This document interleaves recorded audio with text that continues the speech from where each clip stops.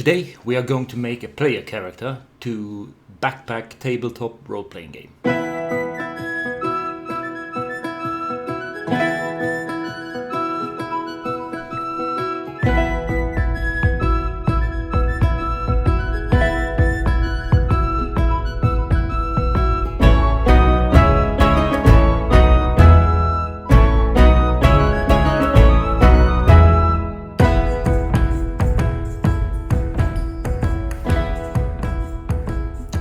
Guys, nice seeing you. Today we are going to make a player character, and I don't know yet what character it is because it's a little bit random. So let's just dive into it, and I will show you. So this is you can see part of the Backpack Quick Start Playtest manual. So I will be using that. And let's get going. So there are 5 steps to creating a character, as you can see. First, we roll our aspects, and we have 4 aspects. That is kind of our basic attribute scores in Backpack: grace, might, sense, and wit. And everything starts with a 2. And then we roll randomly twice on a d4 to see which attribute to increase with 1. So let's grab 2 dice, and I'll just roll them. And we got a 2 and a 1. That means grace is increased with 1, becoming a 3, and might becomes increased as well, becoming a 3, and then we have 2 on the other. Okay, so grace is kind of dexterity, agility, body control, and so we have a character who is somewhat more graceful and more strong than maybe the average person. And yeah, let's see what we can make of that. Next one is that we roll on the background table. It is a D100, because there are 100 backgrounds in Backpack. So let's start. Oh, we got a 3. That is an alchemist. Okay. An alchemist background, and we have a mastery. That is, we get mastery in 1 skill from our background. In this case, it's mysticism, and mysticism it's down here. So I just fill that in. That actually that basically just means that I get to re-roll a die if I fail a mysticism check. And we also get a perk, and this can be all manner of things. Alchemists can create 2 items of the same type in 1 alchemy action. So in Backpack there are a lot of different kind of actions tied to different kind of time scales. So the alchemy action is something you can do when you take a rest, for instance. Then around the campfire everyone can do 1 small thing. Could be like cook some food, or maybe sharpen their blades, or maybe study a spell or something like that. So the alchemy action, okay, I'll type it down.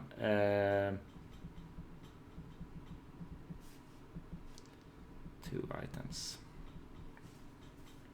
So usually you can only create 1 alchemy item, and an alchemy item could be something like normally it's a potion of a kind, maybe something that you can create if you know the correct spell components, or it could be also a bomb. So it could be something you can throw as well. But this is good. This is more my character here will be more effective in creating alchemic substances for my friends. But it could be, since this is totally random, it could be that this is not something like that I can use at the very, very start of my game.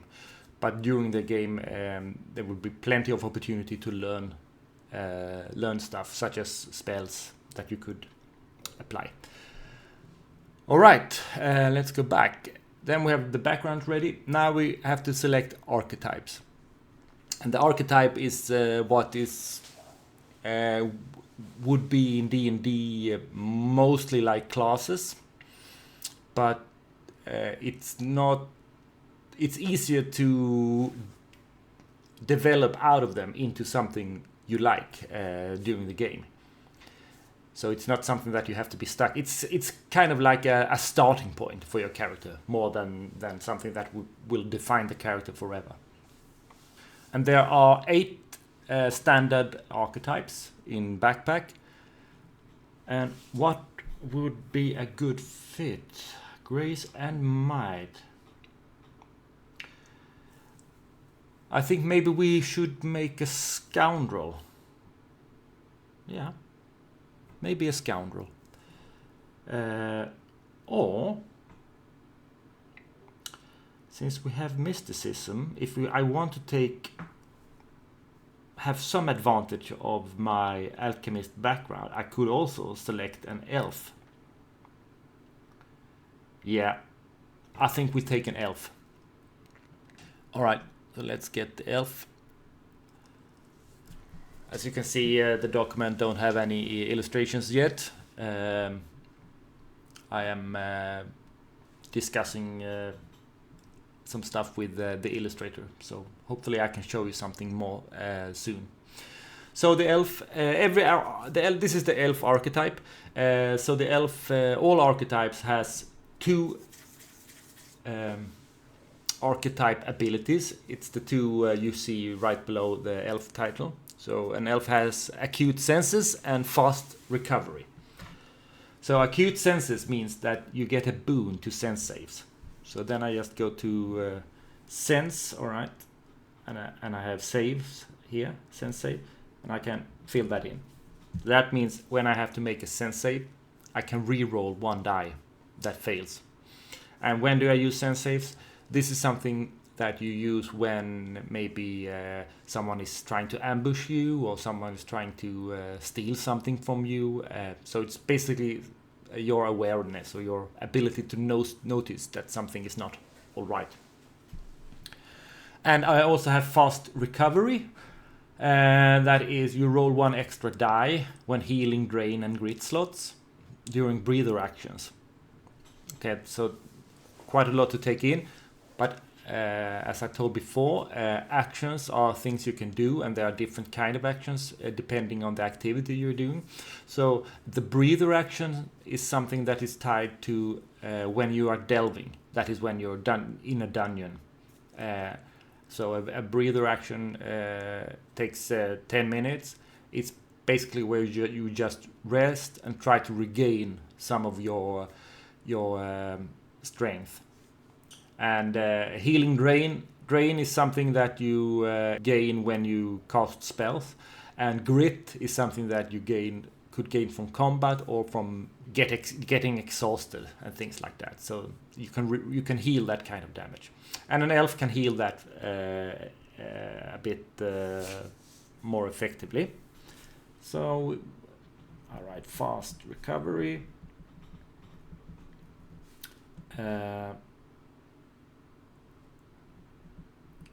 Heal times 2.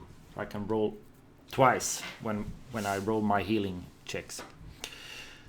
All right, and then we can see we have something. If we just follow along, we have martial training. That is basically what kind of weapon and armor the character can use.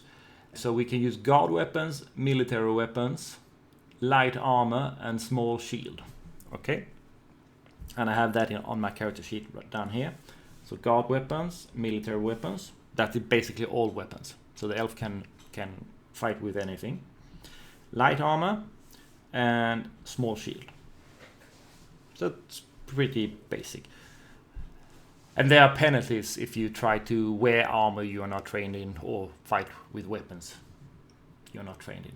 Knowledge this is something that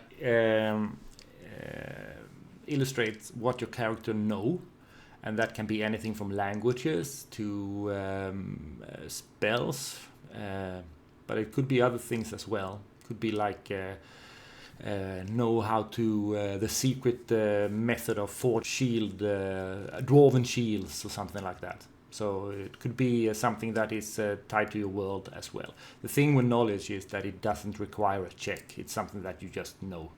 If you know it, you know it. So knowledge, we know common and elvish. And then we roll once on the elf spell table. Okay, so we start with some knowledge, some magical knowledge. I roll a 1. That gives us climb and grant. Climb, grant. And what is this? Well, this is basically spells.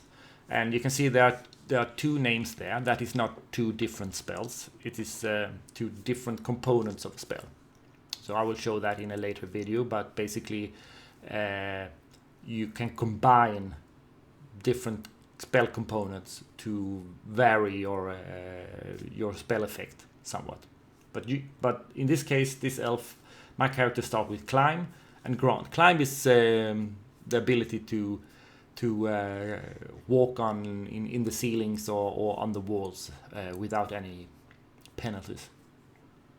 That is a cool ability. We also have skills. And where in the archetype, on your archetype there are always 2 choices of mastery, and I have to choose one of them. So I can choose between medicine or wild law. And medicine is tied to my wit, and wild law is tied to my sense. And wild law is stuff like wilderness survival, tracking, and hunting and stuff like that. And medicine is for healing others. So I think I will go with wild law. My aspects are a bit low, so this is something that I will have to try to raise when I gain more ranks. And then we have the equipment finally. We have a starting equipment that we get, and I also have am able to roll twice on the elf arms table, and that's 2d4. All right, so let's do that first. See what the equipment we get. A 4 and a 2, so that's a 6. All right, I get a great spear. Cool. And let's roll again. A 6 again. Okay, re-roll duplicates. I don't want two spears. And a 5. So that means I get a longbow with a quiver. Awesome. And I got a quiver.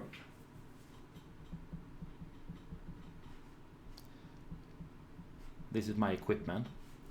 Longbow, great spear. And I also start with a dagger. Light armor.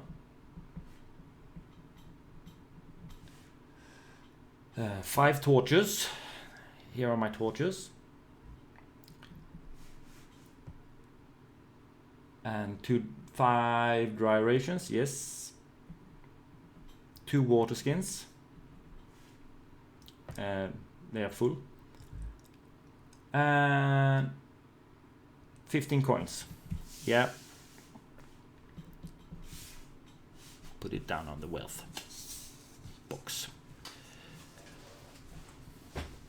Awesome. And I can now choose how I equip all these things. So the torches and the water skin and dry rations, this is something that I would like to have stowed. So it is in my backpack. And the light armor, if I want to have the benefit of that, I have to equip it. So I can I put next there. So I have equipped that. I will also have the longbow and the quiver equipped, so I can shoot my bow. And I will also have the great spear equipped.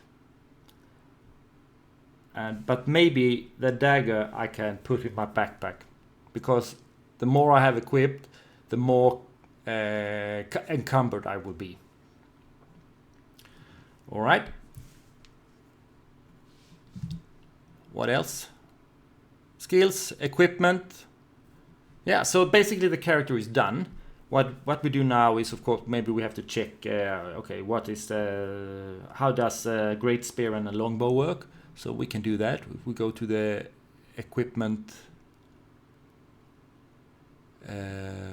page, you can see here are the weapons in backpack. And we have a great spear, and all the weapons have a trait.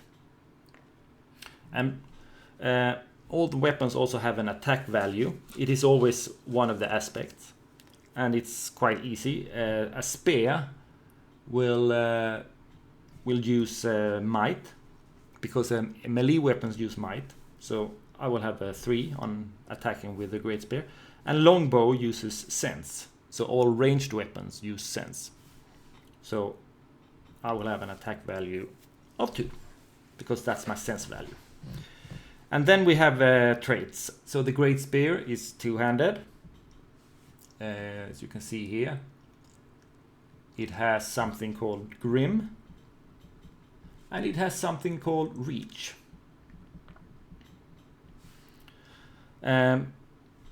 So this is the weapon traits are the stuff that make weapons different, more or less. And we have the different classes. So we have common weapons that everyone can use. And then we have the guard weapons and military weapons that we need training in to use without penalty. So as you remember, my elf had guard weapons and military weapons, so we can handle any weapons. And we also got the longbow. It's two-handed, grim, and ranged.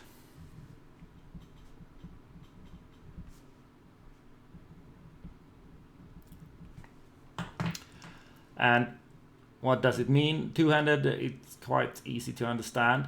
But if we look at grim, that means that when we make a crit, that is when we roll a 1 on an attack, we deal +1 damage.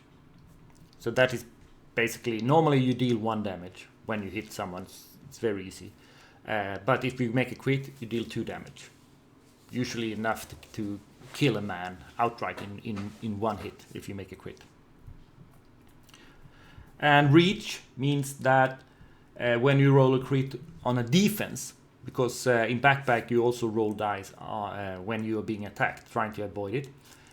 So if you have the great spear and you crit when you defend, you deal the attacker 1 damage. So it's also a defensive benefit to having a spear. Cool. So that's the weapons. The final things we can do is that the light armor, it will give us 1 armor slot. This is something that when we take damage, we fill in the armor slots first, and when the armor is gone, it will start to become grit damage. And when we can take 3 grit damage, and then it becomes flesh damage, and enough flesh damage, and we are dead. So that's how that works. So the light armor will give us 1 slot. Yeah, that's it. The character is basically ready. We have some minor stuff. Maybe we could fill in our carrying capacity. Our normal carrying capacity is our might times 5, so that would be 15. So we can carry 15 items stowed, and our max is double that. And if we check our equipment, we can see that we have a number of items stowed. We have 5 torches, 2 water rations, 2, yeah, and 5 dry rations. That's 12. And then we have also the dagger, so that 13 is stowed. And what have we equipped? Well, we have the quiver, the longbow, the great spear, and the light armor. So there's 4 items. But if you equip them, they count double. So equip 8. That means that right now our carrying encumbrance level is 21. So it's below our max, but it's more than our normal carrying capacity, meaning that in combat, if we carry everything like this, we will be slowed. Great, so this is my elf character. He's an archetype elf. He is called